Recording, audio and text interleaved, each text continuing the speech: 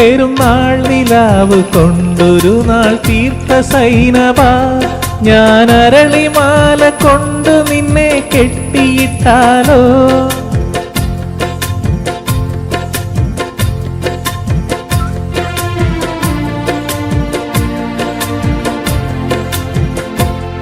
ഇനി താരകങ്ങളെ തിരുസാക്ഷിയാക്കി ഞാൻ നിന്നെ എന്നും സ്വന്തമാക്കും എൻ്റെ സൈനവ.